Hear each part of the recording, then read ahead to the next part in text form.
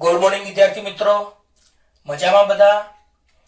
હવે આપણે દિવાળી પહેલા ચેપ્ટર નંબર 7 કાણોના તંત્ર અને ચાક ગતિ ચાલી રહ્યું હતું. એમાં આપણે 1 થી 12 લેક્ચરનું અભ્યાસ પૂરો કર્યો છે. પણ ઘણા વિદ્યાર્થીઓએ દિવાળીઓની આગળના દિવસોમાં કશું મોઢે કર્યું નથી, એટલે લગભગ ચેપ્ટર 7 ઘણા વિદ્યાર્થીઓએ અમુક લેક્ચર તો જોયા પણ નથી. એટલે મહેરબાની કરીને એક તમને નિયંત્રણ કહું છું કે 1 થી 12 નંબરની મતલબ લેક્ચર જે 1 થી 12 આપણે ભણાવ્યા ચેપ્ટર 7 માં, એ બધાય ક્રમશઃ ખાસ તમે જોજો. ફરીવાર કહું છું, ચેપ્ટર નંબર 7 માં 1 થી 12 લેક્ચર એ તમે ક્રમ અનુસાર પેલા જોજો, પાક્કા મોઢે કરજો, હોમવર્કમાં જરૂર પડે તો 2 વાર લખજો.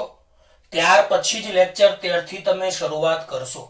જો આગળના લેક્ચરો તમારે જોવાના બાકી હશે તો તમને એટલી બધી મજા નહીં આવે.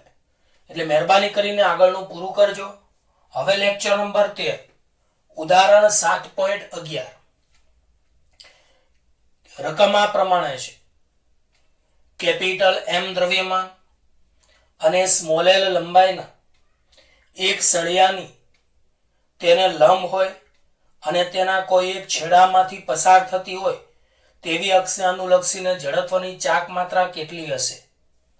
કેપિટલ M દ્રવ્યમાન અને સ્મોલ l લંબાઈના એક સળિયાની તેને લંબ હોય અને તેના કોઈ એક છેડામાંથી પસાર થતી હોય તેવી અક્ષને અનુલક્ષીને જડત્વની ચાક માત્રા માંગી છે. તો મેં તમને આગળના લેક્ચરમાં સમાંતર અક્ષ પ્રમેય શીખવાડ્યો હતો અને એક લંબ અક્ષ પ્રમેય શીખવાડ્યો હતો, જે આપણે સિલેબસમાંથી નીકળી ગયા છે પણ એના દાખલાઓ પૂછાય છે. તો સમાંતર અક્ષ પ્રમેય કંઈક આ પ્રમાણે હતો કે ધારો કે આ કોઈ એક દ્રઢ વસ્તુ છે, આ દ્રઢ વસ્તુનું દ્રવ્યમાન કેન્દ્ર Cm છે. દ્રવ્યમાન કેન્દ્રને ઇંગ્લિશમાં સેન્ટર ઓફ માસ કહેવાય. તો આ દ્રવ્યમાન કેન્દ્ર છે, આ એમાંથી પસાર થતી અક્ષ. તો દ્રવ્યમાન કેન્દ્રમાંથી પસાર થતી અક્ષને અનુલક્ષીને જડત્વની ચાક માત્રા, જેને IC વડે દર્શાવવામાં આવે છે, દ્રવ્યમાન કેન્દ્રમાંથી પસાર થતી અક્ષને અનુલક્ષીને જડત્વની ચાક માત્રા, જેને IC વડે દર્શાવવામાં આવે છે. બીજી આ એક કોઈ એક ભ્રમણાંક છે, એને કહેવાય છે દ્રઢ પદાર્થની કોઈ પણ એક ભ્રમણાંકને અનુલક્ષીને જડત્વની ચાક માત્રા. તો આ I શોધવા માટેનું એક સૂત્ર હતું. બે સમાંતર અક્ષો વચ્ચેનું લંબ અંતર d હતું. તો એક સમીકરણ હતું I બરાબર IC પ્લસ md². બોલો, I બરાબર કયું સમીકરણ? IC plus md². તો બરાબર યાદ રાખજો કે સમાંતર અક્ષ પ્રમેય છે. એનું સૂત્ર કેવી રીતે ઉપયોગમાં લેવાય એ આપણે આ દાખલામાં શીખીશું. તો આપણે ગયા લેક્ચરમાં સમાંતર અક્ષ પ્રમેય કેવી રીતે હતો એની આપણે માહિતી લીધી હતી. તો એમાં અત્યારે તમને કોઈ એક દ્રઢ વસ્તુ દેખાઈ રહી છે. અત્યારે તમને બોર્ડ ઉપર એક દ્રઢ વસ્તુ દેખાઈ રહી છે. એનું દ્રવ્યમાન કેન્દ્ર Cm છે. તો દ્રઢ પદાર્થના દ્રવ્યમાન કેન્દ્રમાંથી પસાર થતી અક્ષને અનુલક્ષીને જડત્વની ચાક માત્રા IC. તો બોલો, IC એટલે કોણ? દ્રઢ પદાર્થના દ્રવ્યમાન કેન્દ્રમાંથી પસાર થતી અક્ષને અનુલક્ષીને જડત્વની ચાક માત્રા IC. અને દ્રઢ પદાર્થની કોઈ પણ ભ્રમણાંકને અનુલક્ષીને જડત્વની ચાક માત્રા I છે. અને બે સમાંતર અક્ષ વચ્ચેનું લંબ અંતર d છે. તો I બરાબર IC પ્લસ md². તો આપણને ઉદાહરણ 7.11 માં શું કહ્યું છે? તો ધારો કે કોઈ એક નિયમિત આડછેદ વાળા સળિયાનું દળ કેપિટલ M અને સળિયાની લંબાઈ L છે. આવા સળિયાના કોઈ એક છેડામાંથી પસાર થતી અને સળિયાની લંબાઈને લંબ હોય તેવી અક્ષને અનુલક્ષીને જડત્વની ચાક માત્રા I છે, જે આપણે શોધવાની રકમમાં કહી છે. ફરીવાર, ધારો કે કેપિટલ M જેટલું દળ અને સ્મોલ l જેટલી લંબાઈ ધરાવતા નિયમિત આડછેદ વાળા કોઈ એક સળિયાના એક છેડામાંથી પસાર થતી અને સળિયાની લંબાઈને લંબ હોય તેવી અક્ષને અનુલક્ષીને જડત્વની ચાક માત્રા I છે, જે આપણે શોધવાની છે. ફરીવાર, કેપિટલ એમ જેટલું દ્રવ્યમાન ધરાવતા, સ્મોલ એલ જેટલી લંબાઈ ધરાવતા નિયમિત આડછેદ વાળા સળિયાના કોઈ એક છેડામાંથી પસાર થતી અને સળિયાની લંબાઈને લંબ હોય તેવી અક્ષને અનુલક્ષીને જડત્વની ચાક માત્રા I છે, જે આપણે શોધવાની છે. બીજું આપણે આગળ એક કોષ્ટક તમને મોઢે કરાવ્યું છે. એ કોષ્ટકમાં તમને જો યાદ હોય તો સળિયાના દ્રવ્યમાન કેન્દ્રમાંથી પસાર થતી અને સળિયાની લંબાઈને લંબ હોય તેવી અક્ષને અનુલક્ષીને જડત્વની ચાક માત્રા IC બરાબર 1/12 ml². આવું મેં શીખવાડ્યું છે. દ્રવ્યમાન સળિયાના દ્રવ્યમાન કેન્દ્રમાંથી પસાર થતી અને તેની લંબાઈને લંબ હોય તેવી અક્ષને અનુલક્ષીને જડત્વની ચાક માત્રા IC બરાબર 1/12 ml². પેલું કોષ્ટક છે જડત્વની ચાક માત્રા અને ચક્રાવર્તનની ત્રિજ્યા વાળું, એ કોષ્ટકમાં પહેલા જ આપેલું છે. હવે આપણે સમાંતર અક્ષ પ્રમેય અનુસાર જડત્વની ચાક માત્રા માટેનો સમાંતર અક્ષ પ્રમેય અનુસાર I બરાબર IC પ્લસ md². બોલો I બરાબર IC પ્લસ md². હવે આમાં IC ની જગ્યાએ 1/12 ml². બોલો આ બે સમાંતર અક્ષ વચ્ચેનું અંતર તો આખા સળિયાની લંબાઈ L છે, તો અડધી લંબાઈ L/2. તો બે સમાંતર અક્ષો વચ્ચેનું લંબ અંતર D બરાબર L/2. એટલે અહીંયા L/2 નો સ્ક્વેર લખાય, કારણમાં લખાય D બરાબર L/2. તો બોલો સમાંતર અક્ષ પ્રમેય અનુસાર I બરાબર IC પ્લસ md². માટે I બરાબર IC ની જગ્યાએ, તો IC એટલે શું? તો સળિયાના દ્રવ્યમાન કેન્દ્રમાંથી પસાર થતી અને તેની લંબાઈને લંબ હોય તેવી અક્ષને અનુલક્ષીને જડત્વની ચાક માત્રા, તો IC એટલે 1/12 ml² પ્લસ m બે સમાંતર અક્ષો વચ્ચેનું લંબ અંતર એટલે D બરાબર L/2 નો હોલ સ્ક્વેર, તો D બરાબર L/2. હવે આપણે I is equal to 1/12 ml² plus ml², બેનો સ્ક્વેર કેટલો થઈ જશે? 4 થઈ જશે. હવે તમે લસા લેશો તો અહીંયા 12 છે અને અહીંયા 4 છે, તો બોલો શું કરશો તમે? તો આને ઉપર નીચે 3 વડે ગુણીશું, તો નીચે 4 તરી 12 અને ઉપર 3 એટલે અહીંયા આવશે ml² વત્તા 3ml² છેદમાં 12. લસા લેતા તો આવડે ને પ્રિય વિદ્યાર્થીઓ? હવે આનો સહગુણક કઈ નથી એટલે 1, તો ml² વત્તા 3ml², 4ml²/12. આના આધારે 4 તરી 12 માટે I બરાબર 1/3 ml². I બરાબર 1/3 ml². તો આ જડત્વની ચાક માત્રા આવી જે આપણે શોધવાની હતી. અને જો ચક્રાવર્તનની ત્રિજ્યા માંગે તો બોલો આ સમીકરણને I બરાબર mk² સાથે સરખાવતા, તો બોલો ઉપરના સમીકરણને I બરાબર mk² સાથે સરખાવો તો I ની જગ્યાએ I, m ની જગ્યાએ m, k² ની જગ્યાએ કેટલા આવે? L²/3. તમે જુઓ આ k² ની જગ્યાએ L²/3, તો I ના I બરાબરના બરાબર m ના m, k² ની જગ્યાએ તમે કેટલા લખી શકો? તો k² બરાબર L²/3. માટે બંને બાજુ વર્ગમૂળ કરો તો k બરાબર L/√3. તો બોલો આ રીતે ચક્રાવર્તનની ત્રિજ્યા k બરાબર L/√3 તમને પ્રાપ્ત થશે. ખ્યાલ આવી ગયો બધાને? તો આ રીતે આપણે દાખલામાં તો આપણને જડત્વની ચાક માત્રા જ માંગી હતી, પણ આપણે ચક્રાવર્તનની ત્રિજ્યા પણ શોધી. તો સમાંતર અક્ષ પ્રમેય અનુસાર I બરાબર IC પ્લસ md². તો I બરાબર IC ની જગ્યાએ 1/12 ml², જે પેલા કોષ્ટકમાં મેં તમને યાદ રાખવાનું કહ્યું છે, વત્તા m બે સમાંતર અક્ષો વચ્ચેનું લંબ અંતર D બરાબર L/2 એટલે L/2 નો હોલ સ્ક્વેર, તો I બરાબર 1/12 ml² પ્લસ ml²/4 એટલે I બરાબર ml² પ્લસ 3ml. લસા લેશો તો આને ઉપર નીચે 3 વડે ગુણશો તો ml² પ્લસ 3ml²/12 એટલે 4ml²/12, તો 4 તરી 12 એટલે I બરાબર 1/3 ml². આને તમે I બરાબર mk સ્ક્વેર સાથે સરખાવો તો k square is equal to l square by 3 એટલે k બરાબર l અપોન રૂટ 3.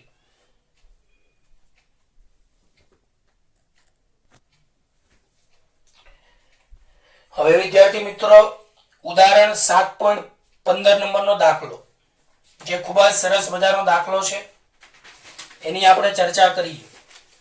તો ઉદાહરણ 7.15 આ પ્રમાણે છે.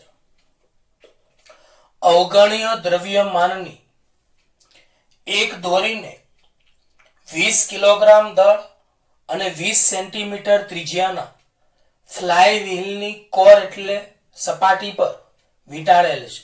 તો સમજી લ્યો આ એક અવગણ્ય દ્રવ્યમાનની એક દોરી છે. આ દોરી છે.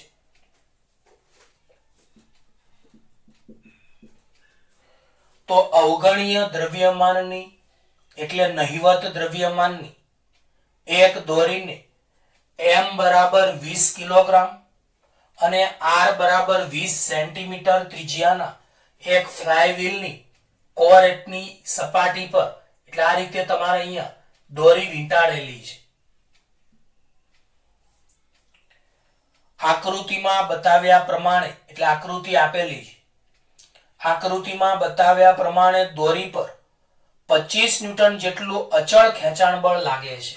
એટલે F બરાબર 25 ન્યૂટન જેટલું અચળ ખેંચાણ બળ લાગે છે. આ ફ્લાય વ્હીલ ઘર્ષણ રહિત બેરિંગ સાથે એક સમક્ષિતિજ અક્ષ પર જડેલ છે. બોલો આ ફ્લાય વ્હીલ ઘર્ષણ રહિત બેરિંગ સાથે એક સમક્ષિતિજ અક્ષ પર જડેલ છે. એટલે અહીંયા આવી રીતની કોઈ એક અક્ષ છે એને અનુલક્ષીને આ ફરે છે અને આ દોરી છે.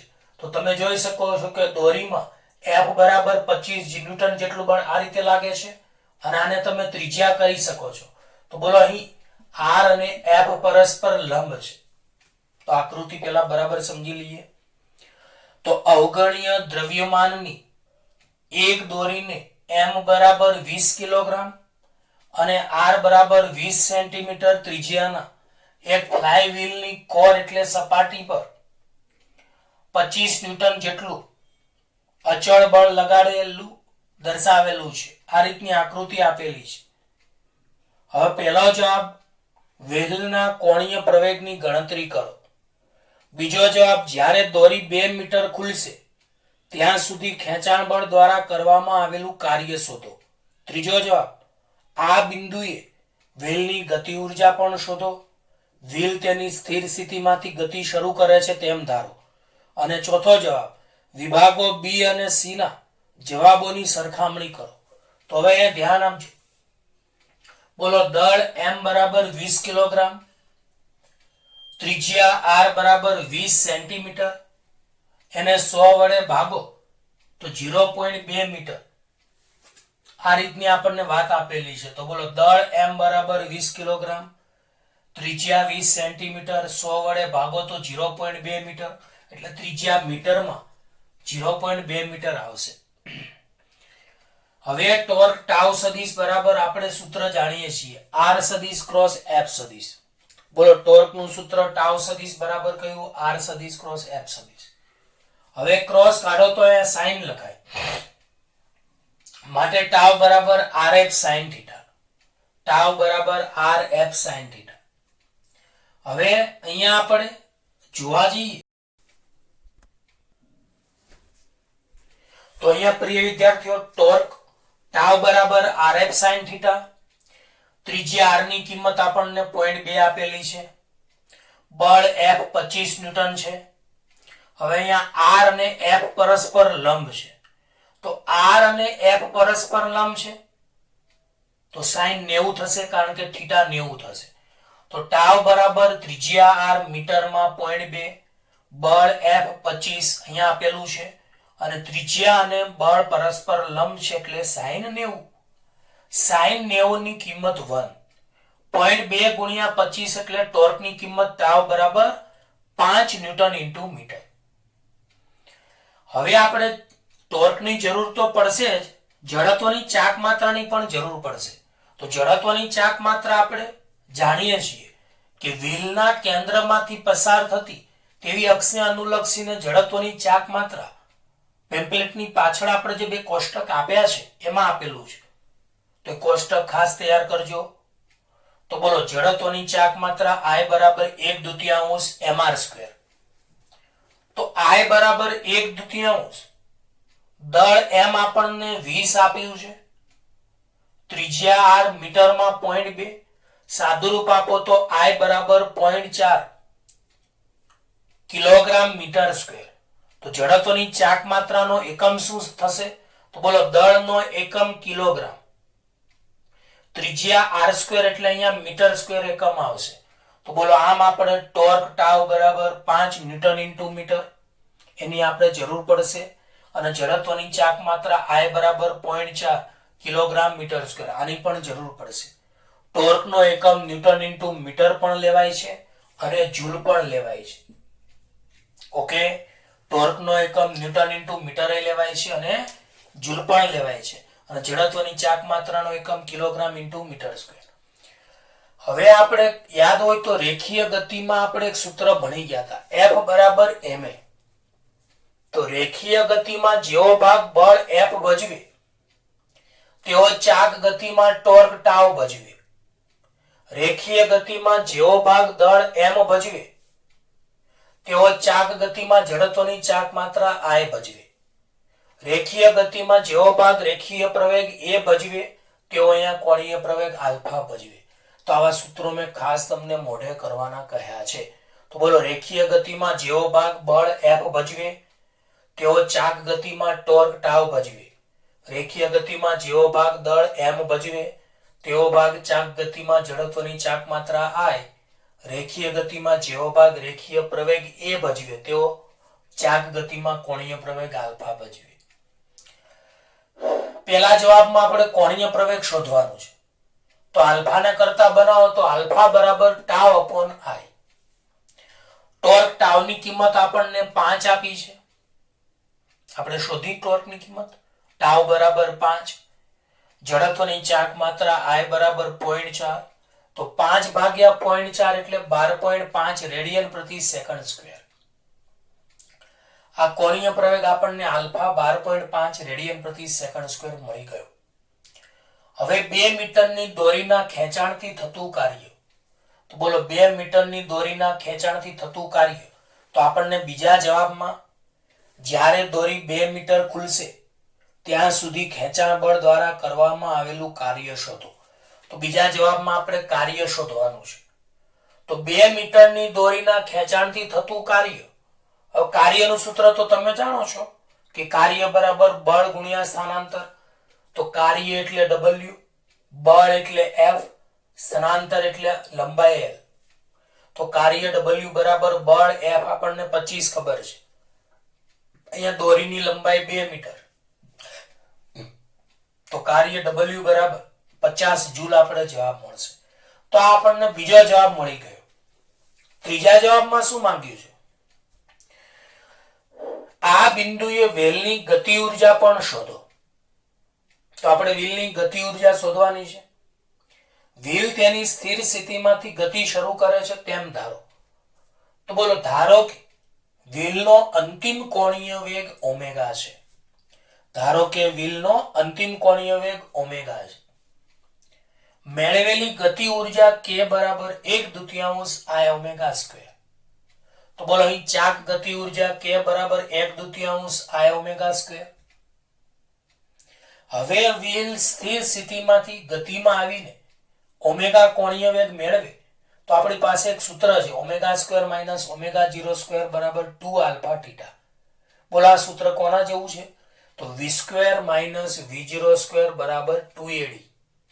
તો આગળના સૂત્રો રેખીય ગતિ અને ચાક ગતિનું જે મેં કોષ્ટક ખાસ તમને તૈયાર કરાવડાવ્યું છે એ ખાસ તમારે મોઢે કરવું. તો બોલો, અંતિમ કોણીય વેગ ઓમેગા છે. આમ તો ગતિ ઉર્જાનું સૂત્ર તમે k બરાબર 1/2 mv સ્ક્વેર જાણો છો, પણ અહીંયા ચાક ગતિ ઉર્જા k બરાબર 1/2 દળ m ની જગ્યાએ જડત્વની ચાક માત્રા I અને વેગ v સ્ક્વેર ની જગ્યાએ કોણીય વેગ ઓમેગા સ્ક્વેર. વ્હીલ સ્થિર સ્થિતિમાંથી ગતિમાં આવીને ઓમેગા કોણીય વેગ મેળવે તો આપણે omega square minus omega 0 square બરાબર 2 આલ્ફા થીટા સૂત્ર જાણીએ છીએ. હવે આમાં પ્રારંભમાં કોણીય વેગ ઓમેગા 0 બરાબર 0. બોલો, પ્રારંભમાં કોણીય વેગ ઓમેગા 0 બરાબર 0 લઈએ તો આમાં તમે ઓમેગા 0 ની જગ્યાએ 0 મૂકો, કારણ કે પ્રારંભમાં વ્હીલ સ્થિર છે. હવે પ્રારંભમાં વ્હીલ સ્થિર હોય તો એનો કોણીય વેગ ઓમેગા 0 0 આવે, તો ઓમેગા સ્ક્વેર બરાબર 2 આલ્ફા થીટા. હવે આપણે એક સૂત્ર જાણીએ છીએ કે ખૂણો બરાબર ચાપ ભાગ્યા ત્રિજ્યા. બોલો, કયું સૂત્ર જાણીએ છીએ? ખૂણો બરાબર ચાપ ભાગ્યા ત્રિજ્યા. તો ખૂણાની જગ્યાએ કોણીય સ્થાનાંતર થીટા, ચાપની જગ્યાએ વીંટળાયા વગરની દોરીની લંબાઈ, છેદમાં ત્રિજ્યા એટલે વ્હીલની ત્રિજ્યા. તો કોણીય સ્થાનાંતર થીટા બરાબર વીંટળાયા વગરની દોરીની લંબાઈ આપણને 2 મીટર આપી છે. 2 મીટર અહીંયા દોરીની લંબાઈ આપી છે અને વ્હીલની ત્રિજ્યા 0.2. તો થીટા બરાબર 2 ભાગ્યા 0.2. તો થીટા બરાબર 10 રેડિયન આપણે કોણીય સ્થાનાંતર મળે.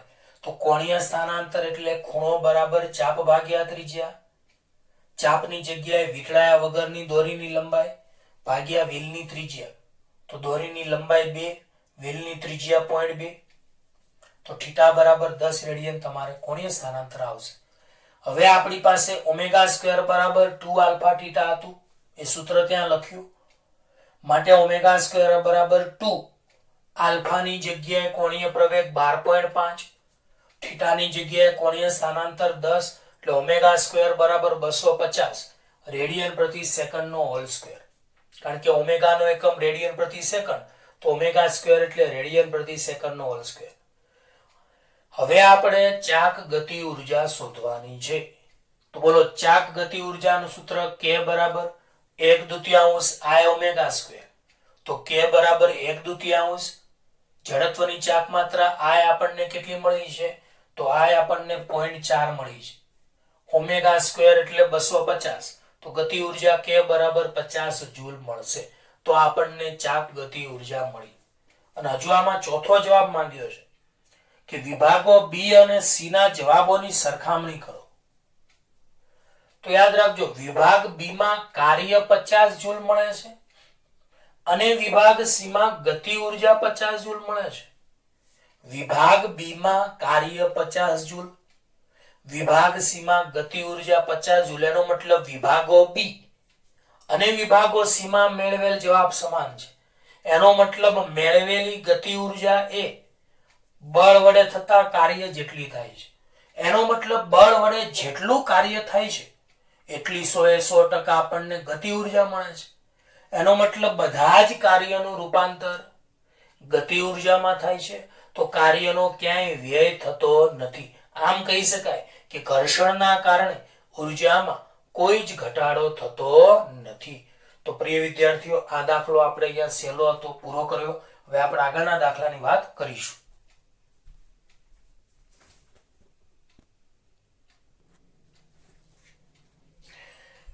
હવે પ્રિય વિદ્યાર્થીઓ, ઉદાહરણ નંબર 7.16, જેમાં આપણે આટલી વસ્તુ થિયરીમાં ભણી ચૂક્યા છીએ. છેલ્લી થિયરી જે આપણે ભણાઈ એમાં આ વસ્તુ આપણે ઓલરેડી ભણેલા છીએ, પણ અહીંયા હું ફરીવાર રિવિઝન કરાવીશ. હવે રકમ આ પ્રમાણે છે, ધ્યાન આપજો ખાસ. 3 પદાર્થો, એક રિંગ, એક ઘન નળાકાર અને એક ઘન ગોળો એ એક જ ઢળતા પાટિયા પર સરક્યા વગર નીચે તરફ ગબડે છે. તેઓ સ્થિર અવસ્થામાંથી ગતિ શરૂ કરે છે. બધા જ પદાર્થોની ત્રિજ્યાઓ એક સમાન છે. કયો પદાર્થ મહત્તમ વેગ સાથે જમીન પર પહોંચશે?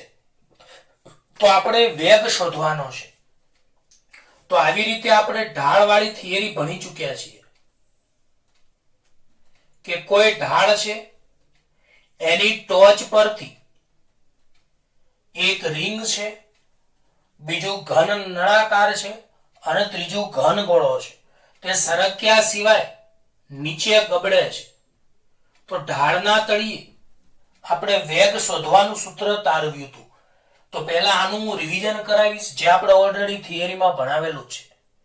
આ સૂત્ર તમને આમ તો ડાયરેક્ટ યાદ હોય, છેલ્લી થિયરીમાં ઢાળના તળિયે આપણે વેગ શોધવાનું સૂત્ર તારવેલું છે. તો એના આધારે પછી આગળ મેળવીશું જવાબ. તો રકમ આ પ્રમાણે છે કે 3 પદાર્થો, એક રિંગ, એક ઘન નળાકાર અને એક ઘન ગોળો એક જ ઢળતા પાટિયા પર સરક્યા વગર નીચે તરફ ગબડે છે. તેઓ સ્થિર અવસ્થામાંથી ગતિ શરૂ કરે છે. બધા જ પદાર્થોની ત્રિજ્યાઓ એક સમાન છે. તો કયો પદાર્થ મહત્તમ વેગ સાથે જમીન પર પહોંચશે, તો એ શોધવાનું છે આપણે. તો એક કામ કરીએ, સૌપ્રથમ તો આપણે ભણી ચૂક્યા છીએ કે ધારો કે કોઈ m દળ, I જેટલી જડત્વની ચાક માત્રા, r જેટલી ભૌમિતિક ત્રિજ્યા, k જેટલી ચક્રાવર્તનની ત્રિજ્યા ધરાવતો પદાર્થ સરક્યા વગર ગબડે તો તેની સમગ્ર સ્થિતિ ઉર્જાનું રૂપાંતર એ ગતિ ઉર્જામાં થાય છે. અહીં ઢાળની ઊંચાઈ ધારો કે h હોય અને ઢાળ એટલે ખૂણો થીટા હોય, તો અહીં તમને ખબર છે બે પ્રકારની ગતિ ઉર્જા આવે છે. એક ચાક ગતિ ઉર્જા અને બીજું આવે છે રેખીય ગતિ ઉર્જા. તો બોલો અહીં સ્થિતિ ઉર્જા ઇઝ ઇક્વલ ટુ અંતિમ ગતિ ઉર્જા. તો સ્થિતિ ઉર્જાનું રૂપાંતર ગતિ ઉર્જામાં થાય છે. તો તમે સ્થિતિ ઉર્જાનું સૂત્ર mgh જાણો છો. અહીં દ્રવ્યમાન કેન્દ્ર રેખીય ગતિ કરે છે અને પદાર્થ પોતાની ધરીને અનુલક્ષીને ચાક ગતિ કરે છે. એટલે અહીં ગતિ ઉર્જામાં બે ગતિ ઉર્જાનો સરવાળો આવશે. અંતિમ ગતિ ઉર્જા એટલે ચાક ગતિ ઉર્જા વત્તા રેખીય ગતિ ઉર્જા. હવે ચાક ગતિ ઉર્જાનું સૂત્રનું સ્વરૂપ તમે 1/2 I ઓમેગા સ્ક્વેર જાણો છો અને રેખીય ગતિ ઉર્જા 1/2 mv² જાણો છો. તો બોલો mgh બરાબર 1/2 I જડત્વની ચાક માત્રા, તો I બરાબર mk² omega square plus 1/2 mv². તો તમે જડત્વની ચાક માત્રાનું એક સૂત્રનું સ્વરૂપ I બરાબર mk² જાણો છો, જે આપણે થિયરીમાં આવેલું છે. તો mgh બરાબર 1/2 I ની જગ્યાએ mk² omega square plus 1/2 mv². હવે ઓમેગા બરાબર v અપોન r. તો ઓમેગા બરાબર v અપોન r, તો ઓમેગાનો સ્ક્વેર એટલે v² અપોન r². બોલો અહીંયા બધામાંથી mm સામાન્ય કાઢીને ઉડી જશે. તો gh ના gh બરાબરના બરાબર 1/2 ના 1/2 k² ના k². ઓમેગા બરાબર v અપોન r, તો ઓમેગાનો સ્ક્વેર એટલે v² upon r² plus 1/2 v². હવે gh ના gh બરાબરના બરાબર 1/2 અને v² સામાન્ય કાઢીએ તો કૌંસમાં v² k² અપોન r² વધશે અને વત્તા 1. તો gh બરાબર 1/2 સામાન્ય v² સામાન્ય કૌંસમાં k² અપોન r² પ્લસ 1. હવે બોલો આમાં બે ભાગાકારમાં છે તો એક ગુણાકારમાં, એટલે 2gh અને k² અપોન r² પ્લસ 1 ગુણાકારમાં છે તો એ ભાગાકારમાં. તો બોલો 2gh upon k² upon r² plus 1 is equal two v². તો બોલો 2gh upon k² upon r² plus 1 is equal two v². હવે બંને બાજુ તમે વર્ગમૂળ કરો તો અહીંયા વર્ગમૂળ ઉડી જાય અને અહીંયા આખા કૌંસની બહાર 1/2 તમે લખી શકો જો વર્ગમૂળ ના લખવું હોય તો. તો આટલું તો મેં છેલ્લી થિયરીમાં ભણાવ્યું હતું. તો બોલો ઢાળના તળિયે વેગનું સૂત્ર, તો બંને બાજુ વર્ગમૂળ કરો તો v બરાબર કૌંસમાં 2gh upon 1 plus k² upon r² ની 1/2. તો બોલો ઢાળના તળિયે વેગ v બરાબર 2gh upon 1 plus k² upon r² ની 1/2. હવે તમારે ઢાળના તળિયે કોનો વેગ વધારે એ શોધવાનું છે. તો એના માટે તમારે જડત્વની ચાક માત્રા અને ચક્રાવર્તનની ત્રિજ્યાવાળું કોષ્ટક તમારે મોઢે કરવું પડશે. બોલો રિંગ માટે ચક્રાવર્તનની ત્રિજ્યા k બરાબર r. આ યાદ રાખજો. ઘન નળાકાર માટે ચક્રાવર્તનની ત્રિજ્યા k બરાબર r અપોન √2 અને ઘન ગોળા માટે ચક્રાવર્તનની ત્રિજ્યા k બરાબર r √2/5. તો યાદ રાખજો પેલા રિંગ માટેની આપણે વાત કરીએ તો બોલો વેગનું સૂત્ર તો તમને યાદ જ છે.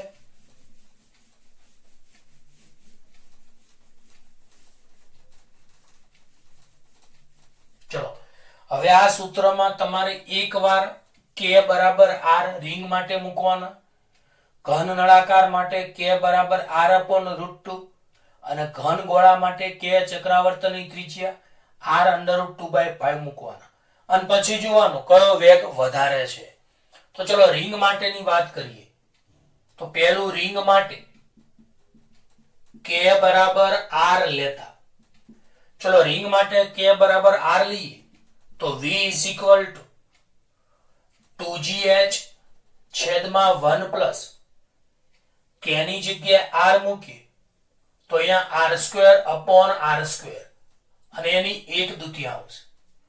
ટૂંકમાં બોલો આમાં k ની જગ્યાએ તમારે r મૂકવાના. તો બોલો k બરાબર r લઈએ તો અહીંયા k ની જગ્યાએ r મૂકીએ, k બરાબર r લઈએ તો k² ની જગ્યાએ r² થઈ જાય, r² ઉડી જાય. માટે બોલો v બરાબર કેટલા વધે તો 2gh upon 1 plus r² upon r² ઉડી જાય તો કેટલા થાય 1 અને એની 1/2. તો બોલો અહીંયા 2gh upon 1 plus 1 એટલે 2 એની 1/2 તો 2 ઉડી જાય. તો v બરાબર gh ની 1/2 એટલે તમે વર્ગમૂળમાં gh લખી શકો. તો બોલો અહીં રિંગ માટેનો વેગ વર્ગમૂળમાં gh આવ્યો. હવે આપણે ઘન નળાકાર માટે ભણીએ તો ચલો ઘન નળાકાર માટે k બરાબર r upon √2 ચક્રાવર્તનની ત્રિજ્યા યાદ રાખજો. તો ચલો આ સૂત્રમાં v ના v 2gh વર્ગમૂળના અહીંયા 2gh ના 2gh 1/2 ના 1/2. ચલો અહીંયા 1 પ્લસ k ની જગ્યાએ શું લખાય બોલો ચલો તમે કહો તો k² ની જગ્યાએ કેટલા લખાશે r upon √2. તો અહીંયા k નો સ્ક્વેર એટલે r upon √2 નો સ્ક્વેર છેદમાં r². માટે v બરાબર 2gh છેદમાં 1 પ્લસ ચલો આનો સ્ક્વેર કરો તો r² upon √2 નો સ્ક્વેર 2 છેદમાં r² એટલે એની 1/2. તો 2gh upon 1 પ્લસ r નો સ્ક્વેર upon 2 છેદમાં r². તો ચલો r² ઉડી જાય તો v બરાબર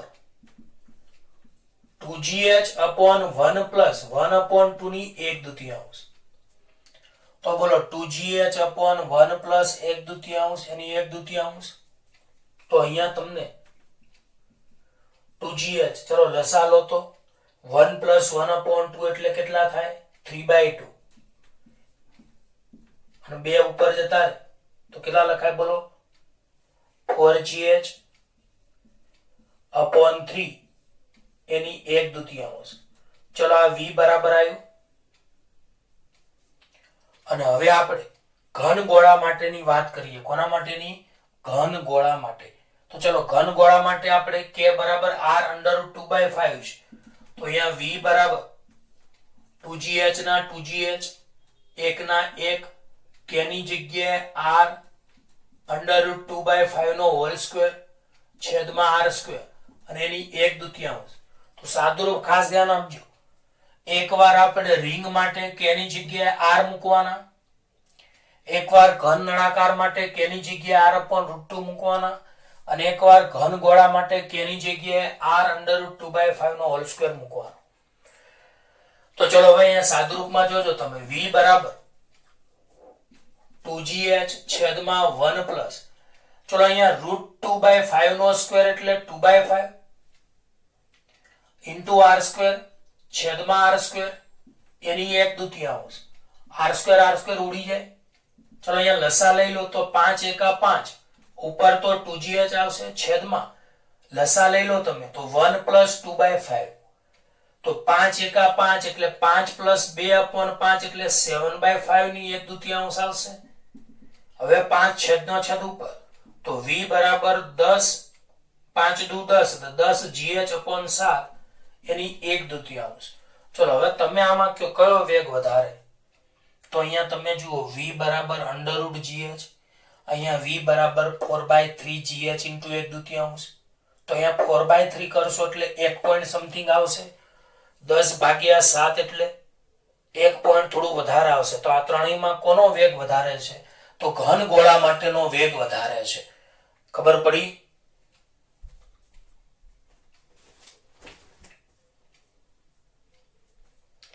તો બરાબર ફરીવાર સમજાવી દઉં. રિંગ માટે k બરાબર r, તો v બરાબર 2gh અપોન 1 પ્લસ k ની જગ્યાએ r² અપોન r² એની 1/2 k સ્ક્વેર ની જગ્યાએ r² ઉડી જાય તો 1, 1 પ્લસ 1 એટલે 2, 2 ઉડી જાય તો વર્ગમૂળમાં gh.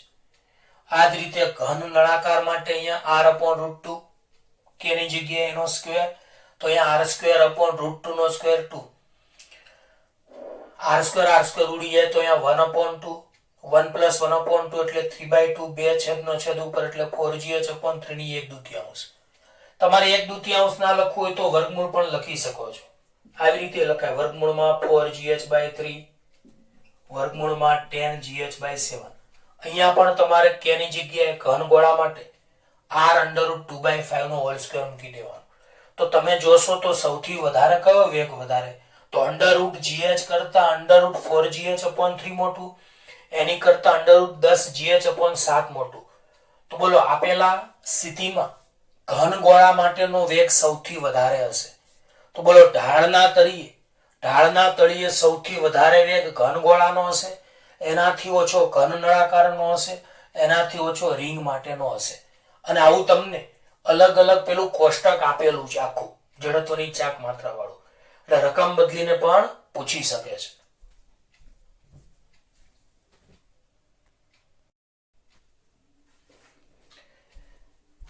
સ્વાધ્યાયનો 7.12 દાખલો હવે ભણીએ વિદ્યાર્થી મિત્રો. અને 7.13 સ્વાધ્યાયના 7.12 નંબરના દાખલામાં કંઈક આ પ્રકારે રકમમાં આપણને કહ્યું છે 20 કિલોગ્રામ દળનો એક નક્કર નળાકાર, એટલે m બરાબર 20 કિલોગ્રામ, તેની અક્ષને અનુલક્ષીને 100 રેડિયન પ્રતિ સેકન્ડ કોણીય ઝડપથી પરિભ્રમણ કરે છે. તો કોણીય ઝડપ ઓમેગા 100 રેડિયન પ્રતિ સેકન્ડ. આ નળાકારની ત્રિજ્યા 0.25 છે, તો ત્રિજ્યા r બરાબર 0.25 મીટર. આ નળાકારની ચાક ગતિ સાથે સંકળાયેલી ગતિ ઉર્જા કેટલી હશે? તો ચાક ગતિ ઉર્જા k તમારે પહેલા જવાબમાં શોધવાની છે. તેની અક્ષને અનુલક્ષીને આ નળાકારના કોણીય વેગમાનનું માન શોધવાનું છે. તો કોણીય વેગમાન L તમારે શોધવાનું છે. તો બોલો આ દાખલામાં આપણને નક્કર નળાકાર આપ્યો છે. નક્કર નળાકારનું દળ m બરાબર 20 કિલોગ્રામ, નક્કર નળાકારની કોણીય ઝડપ ઓમેગા 100 રેડિયન પ્રતિ સેકન્ડ, નક્કર નળાકારની ત્રિજ્યા r 0.25 મીટર. તો ચાક ગતિ ઉર્જા k અને કોણીય વેગમાન L શોધવાના છે. તો સૌથી પહેલા તો આપણે કોષ્ટકમાં નક્કર નળાકારની તેના કેન્દ્રને અનુલક્ષીને જડત્વની ચાક માત્રા એ કોષ્ટકમાં તમને આપેલું છે પેમ્પલેટમાં. યાદ રાખજો I બરાબર 1/2 mr². તો આ સૂત્ર યાદ રાખવાના છે. તો જે સૂત્ર હું તમને કહું એ યાદ રાખવાના છે, કારણ કે કોષ્ટકમાં આપણે કહેલું જ છે. તો નક્કર નળાકારના કેન્દ્રને અનુલક્ષીને જડત્વની ચાક માત્રા I બરાબર 1/2 mr². તો I બરાબર 1/2, દળ m ની જગ્યાએ 20, r ની જગ્યાએ ત્રિજ્યા 0.25. તો I બરાબર 1/2 દળ m20, ત્રિજ્યા r 0.25 નો સ્ક્વેર, એટલે I બરાબર 0.625 કિલોગ્રામ ઇન્ટુ મીટર સ્ક્વેર. હવે નળાકારની ચાક ગતિ ઉર્જા આપણે શોધીએ. સૌથી પહેલો જવાબ. તો હવે તો બધાને સૂત્ર યાદ રહી ગયું હશે કે નળાકારની ચાક ગતિ ઉર્જાનું સૂત્ર k બરાબર 1/2 I ઓમેગા સ્ક્વેર. તો k બરાબર 1/2 ના 1/2, I જડત્વની ચાક માત્રા 0.625, ઓમેગા ની જગ્યાએ 100 નો સ્ક્વેર. તો k બરાબર 3125 જૂલ ગતિ ઉર્જા આવશે. તો બોલો ચાક ગતિ ઉર્જા k બરાબર 3125 જૂલ આવશે. હવે કોણીય વેગમાન L બરાબર I ઓમેગા સૂત્ર આપણે જાણીએ છીએ.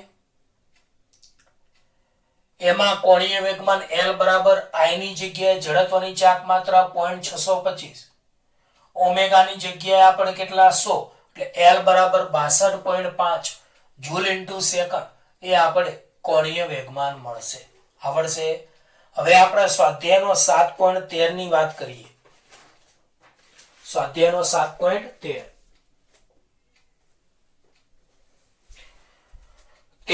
7.13 ની રકમ આ પ્રમાણે છે. એક બાળક તેના બે હાથ પહોળા કરીને ટર્ન ટેબલના કેન્દ્ર પર ઊભો છે. એટલે એક વર્તુળાકાર ફરતું ટેબલ તેને ટર્ન ટેબલ કહેવાય. તો આ એક ટર્ન ટેબલ છે જે આવી રીતે ગોળ ગોળ ફરે છે. હવે એક બાળક પ્રારંભમાં તેના બે હાથ આવી રીતે પહોળા કરીને કેન્દ્ર પાસે ઊભો છે. તો બોલો, એક બાળક તેના બે હાથ પહોળા કરીને ટર્ન ટેબલના કેન્દ્ર પર ઊભો છે. આ ધારો કે કેન્દ્ર છે. ટર્ન ટેબલ એ 40 રિવોલ્યુશન પ્રતિ મિનિટની કોણીય ઝડપથી ભ્રમણ કરે છે. તો આપણને પ્રારંભમાં કોણીય ઝડપ ω1 40 રિવોલ્યુશન પ્રતિ મિનિટ આપેલી છે. જો બાળક તેના હાથોને પાછા વાળે, એટલે હાથ જે આ રીતે પહોળા હતા એની જગ્યાએ હવે આમ સીધા કરી દે, તો તેની જડત્વની ચાક માત્રાનું મૂલ્ય ઘટાડીને તે તેની પ્રારંભિક જડત્વની ચાક માત્રાના મૂલ્યના 2/5 ગણું કરે છે. તો તેની કોણીય ઝડપ કેટલી હશે? એટલે અંતમાં કોણીય ઝડપ ω2 આપણે શોધવાની છે. બીજો જવાબ, દર્શાવો કે બાળકની પરિભ્રમણની નવી ગતિ ઉર્જા એ તેની પ્રારંભિક પરિભ્રમણની ગતિ ઉર્જા કરતા વધારે છે. એટલે બીજા જવાબમાં K2 ગ્રેટર ધેન K1 આપણે સાબિત કરવાના છે. અને ગતિ ઉર્જામાં થતો આ વધારો તમે કેવી રીતે સમજાવશો? આ રીતના બે જવાબ માંગ્યા છે. તો રકમમાં બરાબર ફરીવાર ધ્યાન આપજો. એક બાળક તેના બે હાથ પહોળા કરીને ટર્ન ટેબલના કેન્દ્ર પર ઊભો છે. એટલે એક બાળક કેન્દ્ર પર ઊભો છે. ટર્ન ટેબલ 40 રિવોલ્યુશન પ્રતિ મિનિટની કોણીય ઝડપથી ભ્રમણ કરે છે. તો આપણને પ્રારંભમાં કોણીય ઝડપ ω 40 રિવોલ્યુશન પ્રતિ મિનિટ આપેલી છે. જો આ બાળક તેના હાથોને પાછા વાળે, એટલે પહેલા હાથ આમ સીધા હતા, હવે હાથને આમ પાછા વાળે, તો તેની જડત્વની ચાક માત્રાનું મૂલ્ય ઘટાડીને તે તેની પ્રારંભિક જડત્વની ચાક માત્રાના મૂલ્યના 2/5 ગણું કરે તો તેની કોણીય ઝડપ કેટલી થશે? એટલે ω2 શોધવાના છે. ટર્ન ટેબલ ઘર્ષણ રહિત ફરે છે એમ ધારો. બીજો જવાબ, દર્શાવો કે બાળકના પરિભ્રમણની નવી ગતિ ઉર્જા તેની પ્રારંભિક પરિભ્રમણની ગતિ ઉર્જા કરતા વધુ છે. એટલે K2 ગ્રેટર ધેન K1 સાબિત કરવાના છે. અને ગતિ ઉર્જામાં થતો આ વધારો તમે કેવી રીતે સમજાવશો? તો ચલો આપણે આ સવાલનો જવાબ આપણે મેળવીએ. ચલો ધ્યાન આપજો. તો પેલા બાળકના હાથ પહોળા હતા, પછી બાળકના હાથ નીચે આવે છે. તો ધારો કે બાળકના પહોળા હાથ એ પ્રારંભિક સ્થિતિ અને પછી આ રીતે હાથ નીચે આવે, આ બીજી સ્થિતિ. તો ધારો કે બાળક પહોળા હાથ કરે અને હાથ નીચે લાવે ત્યારે અનુક્રમે પ્રારંભમાં જડત્વની ચાક માત્રા I1 અને અંતમાં જડત્વની ચાક માત્રા I2 છે. અને કોણીય ઝડપ અનુક્રમે ω1 અને ω2 છે. સીધી ભાષામાં પ્રારંભમાં બાળકના હાથ આવી રીતે ખુલ્લા છે. તો જ્યારે બાળકના હાથ ખુલ્લા હોય ત્યારે કોણીય ઝડપ જડત્વની ચાક માત્રા I1 અને કોણીય ઝડપ ω1. જ્યારે બાળકના હાથ આવી રીતે આમ પાછા નીચે આવે ત્યારે જડત્વની ચાક માત્રા I2 અને કોણીય ઝડપ ω2 છે. તો બોલો, પ્રારંભમાં બાળકના હાથ ખુલ્લા છે ત્યારે જડત્વની ચાક માત્રા I1 અને કોણીય ઝડપ ω1. જ્યારે બાળકના હાથ આમ નીચે આવી જાય ત્યારે જડત્વની ચાક માત્રા I2 અને કોણીય ઝડપ ω2 છે. હવે આપણને રકમમાં આ બે વસ્તુ આપેલી છે કે અંતમાં જડત્વની ચાક માત્રા I2 પ્રારંભની જડત્વની ચાક માત્રા I1 કરતા 2/5 ગણી છે. અંતમાં કોણીય જડત્વની ચાક માત્રા I2 પ્રારંભિક જડત્વની ચાક માત્રા I1 કરતા 2/5 ગણી છે. તો બોલો, અંતમાં જડત્વની ચાક માત્રા I2 પ્રારંભની જડત્વની ચાક માત્રા I1 કરતા 2/5 ગણી છે. અને પ્રારંભમાં કોણીય ઝડપ ω1 બરાબર 40 રિવોલ્યુશન પ્રતિ મિનિટ આપણને આપેલા છે. તો બોલો, પ્રારંભમાં કોણીય ઝડપ ω1 બરાબર 40 રિવોલ્યુશન પ્રતિ મિનિટ. પણ તમે જાણો છો રિવોલ્યુશન એટલે પરિભ્રમણ, રિવોલ્યુશન પ્રતિ મિનિટ એટલે પરિભ્રમણ પ્રતિ મિનિટ. હવે મેં આગળ શીખવાડ્યું છે એક પરિભ્રમણના 2π રેડિયન, તો 40/40 એક પરિભ્રમણની જગ્યાએ 2π રેડિયન અને એક મિનિટની જગ્યાએ 60 સેકન્ડ. તો આ ખાસ ધ્યાન રાખજો, ω1 બરાબર 40 એક પરિભ્રમણની જગ્યાએ 2π રેડિયન અને એક મિનિટની જગ્યાએ 60 સેકન્ડ. તો એક પરિભ્રમણની જગ્યાએ 2π રેડિયન, મિનિટની જગ્યાએ 60 સેકન્ડ. તો અહીંયા 1 1 શૂન્ય જતી રહેશે, 2 દુ 4 અને 2 તરી 6 એટલે 2 ગુણ્યા 2 એટલે 4/3 પાઈ રેડિયન. તો 4π/3 4π/3 રેડિયન પ્રતિ સેકન્ડ આવશે. તો બોલો, ω1 4/3 પાઈ રેડિયન પ્રતિ સેકન્ડ. હવે ખાસ ધ્યાન રાખજો, અહીં કોઈ પણ પ્રકારનું બાહ્ય ટોર્ક લાગતું નથી. અહીં કોઈ પણ પ્રકારનું બાહ્ય ટોર્ક લાગતું નથી, માટે ટોર્ક ટાઉ બરાબર 0. અને આપણે કોણીય વેગમાન સંરક્ષણનો નિયમ ભણી ચૂક્યા છીએ કે જો ટોર્ક શૂન્ય તો કોણીય વેગમાન અચળ રહે, એટલે કોણીય વેગમાન સંરક્ષણનો નિયમ પડે. તો બોલો, આ દાખલામાં કોઈ પણ પ્રકારનું બાહ્ય ટોર્ક લાગતું નથી, માટે ટોર્ક શૂન્ય. માટે કોણીય વેગમાન સંરક્ષણના નિયમ પરથી પ્રારંભિક કોણીય વેગમાન બરાબર અંતિમ કોણીય વેગમાન. તો બોલો, અહીં કોઈ પણ પ્રકારનું બાહ્ય ટોર્ક લાગતું નથી, એટલે ટોર્ક શૂન્ય. તો કોણીય વેગમાન સંરક્ષણના નિયમ અનુસાર પ્રારંભિક કોણીય વેગમાન બરાબર અંતિમ કોણીય વેગમાન. હવે કોણીય વેગમાનનું સ્વરૂપ તો તમે L બરાબર I ઓમેગા જાણો જ છો. તો L1 ની જગ્યાએ I1 ઓમેગા, L2 ની જગ્યાએ I2 ω2. તો ω2 ને કરતા બનાવો તો I1 ω1/I2. તો L1 બરાબર L2, તો I1 ω1 બરાબર I2 ω2. ω2 ને કરતા બનાવો તો I2 ગુણાકારમાં છે એ ભાગાકારમાં જાય, એટલે ω2 બરાબર I1 ω1/I2. હવે ω2 બરાબર I1 ના I1 ω1 ના ω1, I2 ની જગ્યાએ 2/5I1. તો ω2 બરાબર I1 ω1/I2 ની જગ્યાએ 2/5I1. હવે I1 ઉડી જશે, I1 ઉડી જાય, 5 છેદનો છેદ ઉપર એટલે 5/2 ω1. તો ω2 બરાબર 5/2 ω1. તો આ 5/2 એમને એમ આવશે, ω1 ની જગ્યાએ 4/3 પાઈ. તો ω2 બરાબર 5/2 ω1 ની જગ્યાએ 4/3 પાઈ. તો આના આધારે તમારે 2 દુ 4 એટલે 5 દુ 10/3 પાઈ રેડિયન પ્રતિ સેકન્ડ આ આપણને ω2 મળશે. તો આપણને એક જવાબમાં અંતિમ કોણીય ઝડપ માંગી હતી કે જ્યારે બાળકના હાથ ખુલ્લા હતા ત્યારે કોણીય ઝડપ ω1 4/3 પાઈ રેડિયન પ્રતિ સેકન્ડ આપણને મળી. હવે એના હાથ બે ભેગા થઈ જાય ત્યારે કોણીય ઝડપ તેની 10π/3 રેડિયન પ્રતિ સેકન્ડ, એટલે કે અંતિમ કોણીય ઝડપ એની વધી જાય છે. તો પહેલા એના હાથ ખુલ્લા હતા ત્યારે કોણીય ઝડપ ω1 બરાબર 4/3 પાઈ રેડિયન પ્રતિ સેકન્ડ હતી.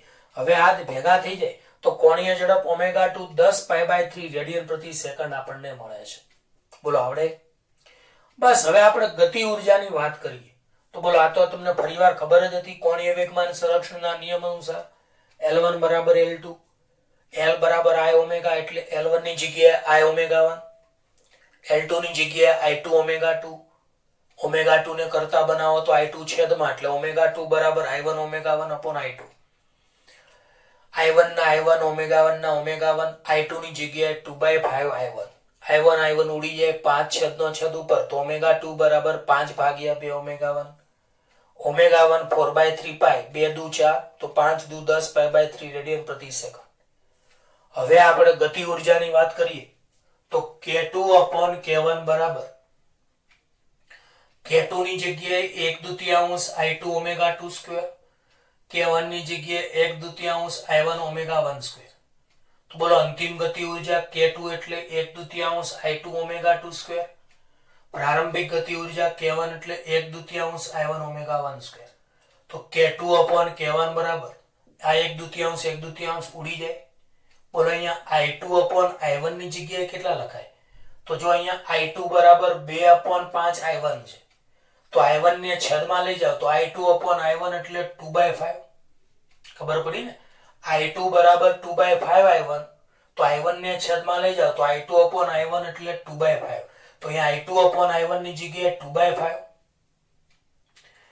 ઓમેગા 2 ઓમેગા 1 એનો હોલ સ્ક્વેર અહીંયા છે, તો ઓમેગા 2 ની કિંમત 10 π/3, ઓમેગા 1 ની કિંમત 4/3 પાઈ. તો બોલો આમાં I2/I1 એટલે 2/5, ઓમેગા 2 એટલે 10 π/3, ઓમેગા 1 એટલે 4/3 પાઈ. તો ઓમેગા 2 એટલે 10 π/3, ઓમેગા 1 એટલે 4/3 પાઈ એનો હોલ સ્ક્વેર. તો બોલો પાઈ પાઈ ઉડી જાય. હવે 2 પંચા 10 અને 2 દુ 4, તો અહીંયા તમે જોઈ શકો છો પાઈ પાઈ ઉડી જશે, છેદમાં 3 3 છે એ પણ ઉડી જશે. તો પાઈ પાઈ ઉડી જશે, 3 3 ઉડી જશે, 2 પંચા 10 2 દુ 4 એટલે K2/K1 બરાબર અહીંયા 2/5 ના 2/5, અહીંયા 5/2 નો હોલ સ્ક્વેર આવશે. હવે બોલો અહીંયા 5 નો સ્ક્વેર છે એટલે એક એક વાર 5 ઉડી જશે, 2 નો સ્ક્વેર પણ કહેવાય એટલે એક એક વાર 2 ઉડી જાય. તો 5 નો સ્ક્વેર છે એટલે એક એક વાર 5 ઉડી જાય, 2 નો સ્ક્વેર એટલે એક એક વાર 2 ઉડી જાય. તો K2/K1 એટલે 5/2 વધશે, અને 5/2 એટલે 2.5. તો બોલો K2/K1 બરાબર 5/2 એટલે 2.5, અને K1 ને આમ લઈ જાવ તો K2 બરાબર 2.5 K1. તો આમ અંતિમ ગતિ ઉર્જા પ્રારંભિક ગતિ ઉર્જા કરતા 2.5 ગણી વધારે આવે છે. તો સાબિત થઈ ગયું K2 ગ્રેટર ધેન K1. આપણે તો બોલો K2/K1 બરાબર 1/2 I2 omega 2 square upon 1/2 I1 omega 1 square. 1/2 ઉડી જાય તો K2/K1 બરાબર I2/I1 ની જગ્યાએ તો I1 ને નીચે લઈ જાઓ તો I2/I1 એટલે 2/5, ઓમેગા 2 ની જગ્યાએ 10 π/3, ઓમેગા 1 ની જગ્યાએ 4/3 પાઈ નો હોલ સ્ક્વેર. તો પાઈ પાઈ ઉડી જાય, 3 3 ઉડી જાય, 2 પંચા 10 2 દુ 4, તો 2/5 એ 5/2 નો સ્ક્વેર. હવે એક એક વાર 5 એક એક વાર 2 ઉડી જાય તો 5/2 2.5 આવશે. અહીંયા એક વાર તો 2 રહેશે હો, 2 નો સ્ક્વેર છે ને. તો 5/2 એટલે 2.5, તો K2 બરાબર 2.5 K1. તો અંતિમ ગતિ ઉર્જા પ્રારંભિક ગતિ ઉર્જા કરતા 2.5 ગણી છે. આમ આ ચાક ગતિ ઉર્જામાં થતો વધારો એ બાળકની પોતાની આંતરિક ઉર્જાને કારણે આવે છે. તો આપણને એમ થાય ચાક ગતિ ઉર્જાનો વધારો કેમ આવતો હશે? તો આ ચાક ગતિ ઉર્જામાં થતો વધારો એ બાળકની પોતાની આંતરિક ઉર્જાના કારણે થાય છે. આવડશે આ દાખલો?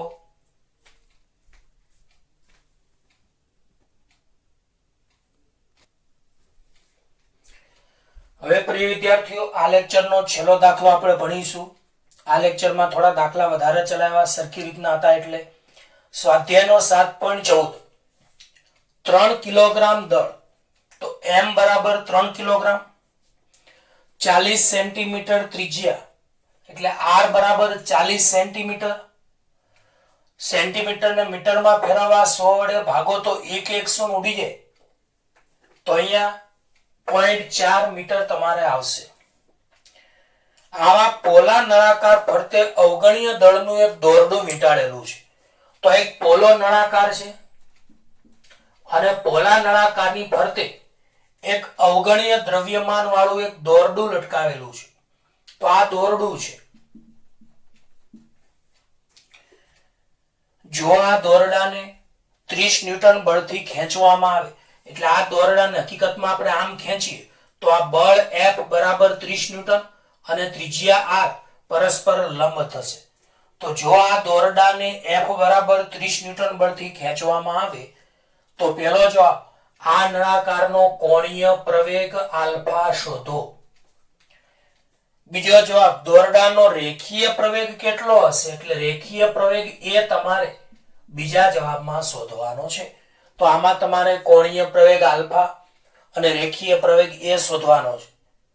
એમ ધારો કે અહીં દોરડું સરકતું નથી એટલે દોરડું લપસતું નથી. તો ચલો પોલા નળાકારનું દળ m બરાબર 3 કિલોગ્રામ આપણને આપ્યું છે. તેની ત્રિજ્યા 40 સેન્ટીમીટર. 100 વડે ભાગો તો 0 જતી રહે તો 4 ભાગ્યા 10 એટલે 0.4 મીટર. હવે કોણીય પ્રવેગ આલ્ફા શોધવાનો છે. રેખીય પ્રવેગ એ શોધવાનો છે. તો બોલો આપણે જાણીએ છીએ પેલા કોષ્ટકમાં શીખવાડ્યું તે જડત્વની ચાક માત્રા અને ચક્રાવર્તનની ત્રિજ્યાવાળા કોષ્ટકમાં શીખવાડ્યું તેમ કે પોળા નળાકારના અક્ષને અનુલક્ષીને જડત્વની ચાક માત્રા I બરાબર mr². પોલા નળાકારના અક્ષને અનુલક્ષીને જડત્વની ચાક માત્રા I બરાબર mr². હવે દળ m ની જગ્યાએ 3, ત્રિજ્યા r ની જગ્યાએ 0.4 નો સ્ક્વેર. તો બોલો પોલા નળાકારના અક્ષને અનુલક્ષીને જડત્વની ચાક માત્રા I બરાબર mr², દળ m3 અને ત્રિજ્યા r 0.4 નો સ્ક્વેર એટલે I બરાબર 0.48 કિલોગ્રામ ઇન્ટુ મીટર સ્ક્વેર જડત્વની ચાક માત્રા આવશે. આવો દાખલો આપણે આગળ ભણી ચૂક્યા છીએ. હવે પોલા નળાકાર પર લાગતું ટોર્ક તો બધાય ટોર્કનું સૂત્ર તો જાણો જ છો. ટાઉ સદિશ બરાબર r સદિશ ક્રોસ f સદિશ. માટે ટાઉ બરાબર r f sin theta. Cross કાઢો તો સાઇન આવે. પણ અહીંયા r ત્રિજ્યા અને બળ f પરસ્પર લંબ છે તો r લંબ f હોવાથી થીટા 90. તો ટાઉ સદિશ બરાબર r સદિશ ક્રોસ f સદિશ. તો ટાઉ બરાબર r f sin 90. હવે sin 90 ની કિંમત 1 થશે માટે ટાઉ બરાબર rf. હવે r ની જગ્યાએ ત્રિજ્યા આપણને r બરાબર 0.4 આપી છે. બળ f 30 ન્યૂટન એટલે torque tau 12 newton into metre મળશે. તો આપણે જડત્વની ચાક માત્રા I 0.48 કિલોગ્રામ મીટર સ્ક્વેર મળી. Torque tau 12 newton into metre મળ્યું. હવે આપણે ટાઉ બરાબર I આલ્ફા જાણીએ છીએ. તો આલ્ફા બરાબર ટાઉ અપોન I. તો આ ખાસ ધ્યાન રાખજો. તો ટાઉ બરાબર I આલ્ફા. તો આલ્ફા બરાબર ટાઉ અપોન I. બરાબર. તો ટાઉ બરાબર I આલ્ફા. તો આલ્ફા બરાબર ટાઉ અપોન I. તો આલ્ફા બરાબર ટોર્ક ટાઉ ની કિંમત 12. I જડત્વની ચાક માત્રા 0.48. તો ફરીવાર ટાઉ બરાબર I આલ્ફા. તો આલ્ફા બરાબર ટાઉ અપોન I. તો આલ્ફા બરાબર ટોર્ક ટાઉ ની કિંમત 12. I જડત્વની ચાક માત્રા 0.48. તો આલ્ફા કોણીય પ્રવેગ આપણને પહેલો જવાબ કોણીય પ્રવેગ આન્સર નંબર 1 25 રેડિયન પ્રતિ સેકન્ડ સ્ક્વેર મળશે. હવે યાદ રાખજો અહીંયા બળ સ્પર્શકના સ્વરૂપે લાગે છે. બળ સ્પર્શક સ્વરૂપે લાગે છે. તો બળ સ્પર્શક સ્વરૂપે લાગે તો અહીં સ્પર્શીય પ્રવેગ આપણને AT બરાબર આલ્ફા r મળશે. તો આપણે આગળ યાદ કરાવ્યું હતું કે યાદ રાખજો કે અહીં બળ સ્પર્શકની દિશામાં લાગે છે માટે સ્પર્શીય પ્રવેગ સ્પર્શકને ઇંગ્લિશમાં ટેન્જન્ટ કહેવાય. તો સ્પર્શીય પ્રવેગ AT બરાબર આલ્ફા r મળે છે. પરંતુ ત્રિજ્યાવર્તી પ્રવેગ AR બરાબર 0 થાય છે. તો યાદ રાખજો અહીં આપણને માત્ર સ્પર્શીય પ્રવેગ જ મળે છે. તો સ્પર્શીય પ્રવેગ એ ટેન્જન્ટ બરાબર r આલ્ફા મળશે અને ત્રિજ્યાવર્તી પ્રવેગ 0 આવશે. આમ રેખીય પ્રવેગનું સૂત્ર તમે યાદ રાખજો કે રેખીય પ્રવેગ એ બરાબર તેના ઘટકોના વર્ગનો સરવાળો તેનું વર્ગમૂળ. તો સ્પર્શીય ઘટકનો સ્ક્વેર વત્તા ત્રિજ્યાવર્તી ઘટકનો સ્ક્વેર એનું વર્ગમૂળ. તો અહીંયા વર્ગમૂળમાં રેખીય પ્રવેગ એ બરાબર વર્ગમૂળમાં AT ની જગ્યા આલ્ફા r નો સ્ક્વેર અને ત્રિજ્યાવર્તી પ્રવેગ AR 0 છે. માટે A વર્ગમૂળમાં આલ્ફાની કિંમત 0.4 ત્રિજ્યા r ની કિંમત 0.4 આલ્ફાની 25 એનો હોલ સ્ક્વેર અને આ 0 નો સ્ક્વેર 0. તો સાદુરૂપ આપતા વર્ગમૂળમાં 10 નો સ્ક્વેર, વર્ગમૂળ ઉડી જાય તો અહીંયા રેખીય પ્રવેગ 10 મીટર પ્રતિ સેકન્ડ સ્ક્વેર મળશે. આ આન્સર નંબર 2 મળ્યો. તો પ્રિય વિદ્યાર્થીઓ, હું ફરીવાર કહું છું તમને, મહેરબાની કરીને 7મું ચેપ્ટર બધા વિદ્યાર્થીઓએ જોયું નથી તો 1 થી 12 લેક્ચર ક્રમ અનુસાર, પહેલો, બીજો, ત્રીજો, ચોથો, એવી રીતે ક્રમ અનુસાર 1 થી 12 લેક્ચર પાક્કા મોઢે કરીને હોમવર્ક 2 વાર લખી અને ત્યાર પછી આ લેક્ચર 13 ના દાખલા જોજો, તો જ તમને આવડશે. ઓકે, ગુડ બાય, ધન્યવાદ.